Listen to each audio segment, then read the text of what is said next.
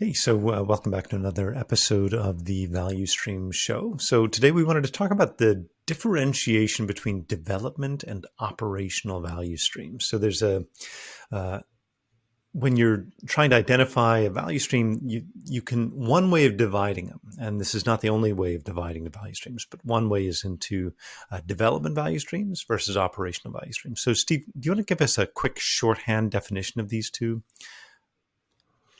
Yeah.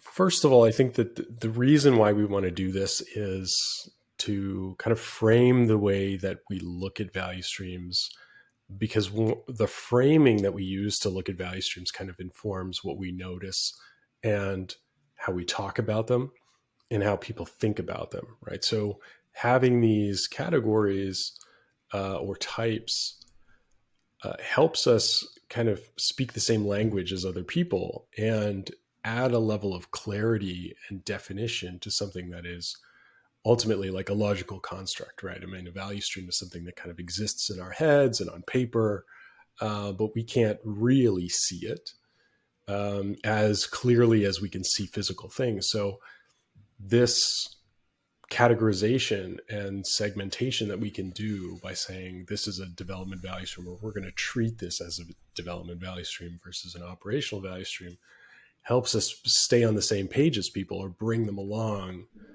through a conversation where we're all talking about the same thing, right? We stay on the same page. And so with that in mind, when I think about a development value stream, the first thing that comes to mind in a software context is, of course, software development and um, more generically, product development, right? If we're thinking about developing something, what we're really thinking about is kind of developing its potential, its value, maximizing. We're talking about making a better version of something or adding features to something, adding capabilities to something. And so the driver for that, I think of as innovation, right? Creating a better widget. Um, and the better widget is sort of the customer outcome, right? Creating a better customer experience by adding something. And then on the other side of the coin, we can think about operations and operational value streams. And when I think about operational value streams, I'm thinking of the opposite end of the spectrum, or maybe it's not a polar opposite, but we're thinking about things like minimizing waste, minimizing the time that it takes to do things, adding as much consistency and predictability to the process. And what I think about with operational value streams is things like um, I think of incident response as an operational value stream. It's we have a problem, we run through the same order of operations in order to address the problem and fix an incident. Although something like incident response is a little tricky. It's not 100% consistent. Sometimes you have really hairy problems that are really hard to figure out. I mean, if the problem is DNS, you could be there for a very long time before somebody figures it out, right? So it does get sticky in certain situations, but what kind of informs my thinking there is that your customer doesn't really care about the value delivered by an operational value stream. They kind of see it as they want it done quickly, they want it done consistently. They don't want a changed result every single time. They're looking for consistency of delivery. So you're not, when you're resolving a production incident, let's say there's a failure in your system that you're correcting, your customer just wants you to be back at where they started, right? They want it to be fixed. They're not looking for like you to come out of incident response with a new innovative feature for them. They just want it done as soon as possible. And they're probably not paying you for that thing, right? They're probably paying you for the innovative feature or the thing that is giving them a new capability or something. Another operational value stream that I think of is things like customer onboarding or new employee onboarding, where we're following a kind of tried and tested and predictable path, trying to do that as effectively as possible, but also efficiently as possible, because it's not the reason we're in business. It's not the reason that our customers are paying us.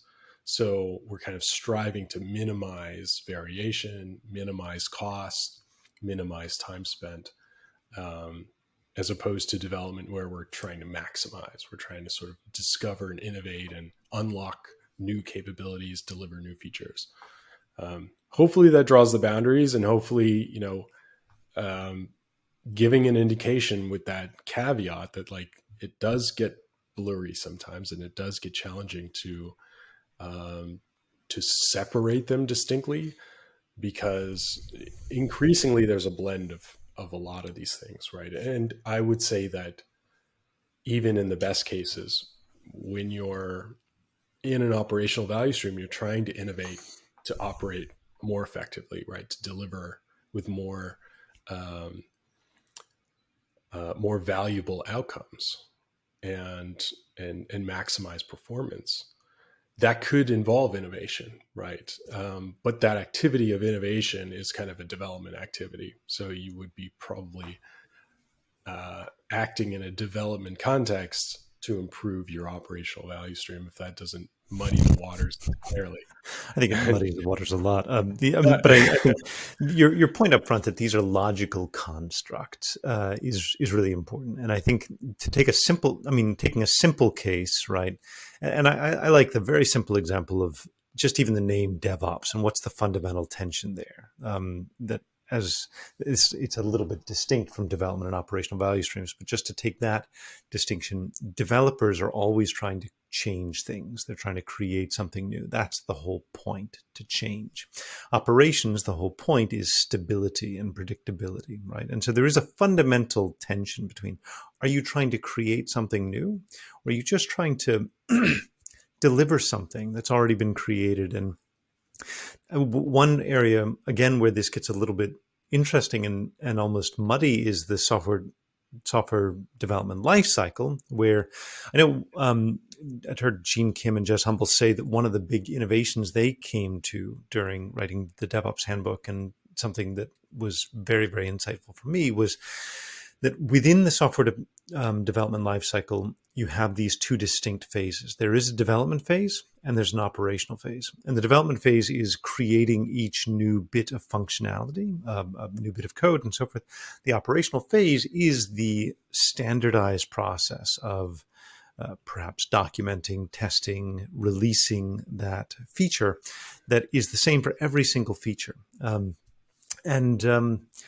that two very different mindsets need to be applied to these two. And you hinted at this, right? And you have this interesting differentiation, like when Lean first became recognized as a thing through the 80s, one of the early responses to it in the US manufacturing world was Six Sigma, the idea of Six Sigma. And the whole point of Six Sigma is to try to reduce variation down to 6 standard deviations.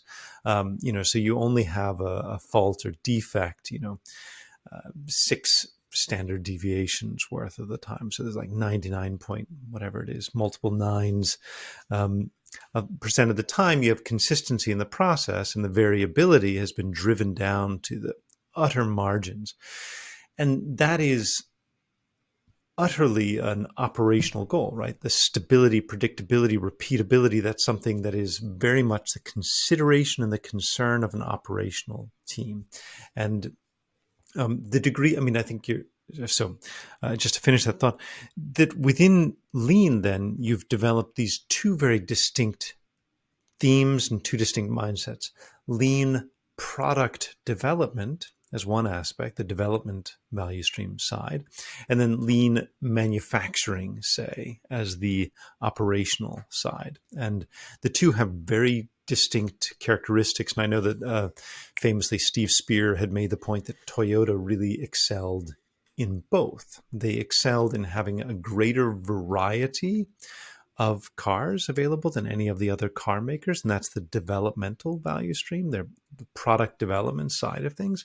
But they also excelled in having better manufacturing processes than any of the competitors, and that's the operational side of things. And so you can see in any one organization, you'll always have these two aspects, even for new employee onboarding, which you mentioned as an operational process. I fully agree. It is an operational process, but there is developing the employee onboarding program. Whoever is involved in developing the employee onboarding process, that is a development process. And maybe that's something that's revisited quarterly. And if it's revisited quarterly, then that's a development value stream. It's okay, let's go back through the process of reviewing all of our material and so forth, like the product, if you do an annual or semi-annual product release, marketing release, say, then you're going to go back through a lot of the same standard points that you might typically, like, okay, what are the main features? And that's the development value stream for a marketing campaign. The operational value stream is, okay, let's send out the invitations, let's set up the webinars, let's put it on the website, all of these standard things that we do every single time, and where the main goal is consistency and predictability. So as you can see, these two flow together. And one of the tricky things in software development is that generally every bit of software you're creating is unique. And so you've got a bit of a development value stream for every single feature that you're building or every single capability, and a bit of an operational value stream. And that's where I would perhaps challenge your characterization of incident response as being strictly an operational thing, where I think, no question, if incident response is, oh yeah, the server went down, let's reboot the thing, then it's very much an operational process. How quickly can you get notified? How quickly can you reboot the server? If there's an investigative process, an exploratory process, then in a sense, it's development. You're developing a new understanding of what is this problem, right? You're developing basically it's like your immune system, developing a new immune response versus, carrying that immune response out and scaling it up. Thoughts? Yeah, that's interesting. And I think, it makes me think of some possible analogies to this. Is like if we think of incident response as kind of the returns and exchange workflow at a retail store. Like the product was developed, it was delivered, it was experienced by a customer or in some capacity, and the kind of return process is this hopefully optimized, consistent experience. Each customer is experiencing it differently. In some cases, the resolution is different. There's different experiences, and there's the variability of it introduces aspects of development, right? There might be problem solving, negotiation, but it's kind of like in response to some kind of defect upstream, right? I mean, it's something that development didn't catch. Like the product was insufficient in some way. In some cases, that's just bad luck. There's very complicated reasons why that might happen, but this act of kind of recovery can be addressed in many, many different ways, right? I mean, it could be addressed by improving the product to avoid the fault or defect. But you can also, think about ways to resolve or avoid, deflect the challenges once an issue has been reported. But I agree, it's not something that could be executed with consistency past a certain extent, and it's in many cases outside the control, the complete control of the team. But I think a lot of what we do is in response to changing conditions, and so it's challenging to think about a high level of consistency and predictability, especially in software where so much is changing all the time. So maybe like Simon Wardley's framework about, every product going through this process from genesis all the way through commodification could be applicable here. When you talk about the returns and exchange workflow, obviously that's extremely well established for modern e-commerce retailers. But if we rewind the clock, a few decades, um, for many businesses, that was something where the staff handled a return or a complaint in a custom way every time, right? Where every time a customer presented a complaint or wanted to return an item, it was something where you had to go back through the process of, is this a legitimate concern? Should we accept this? What are we going to do? Do we throw it away? Do we restock it?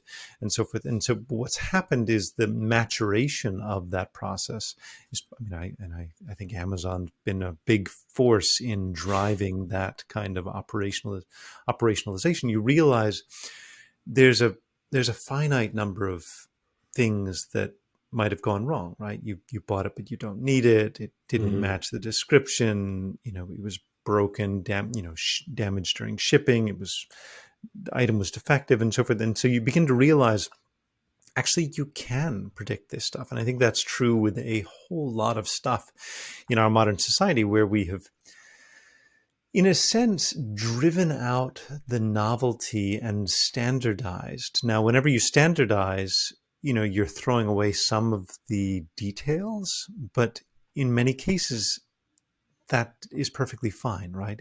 I wouldn't have described this as damage during shipping, but that's a close enough description that it accomplishes the same goal.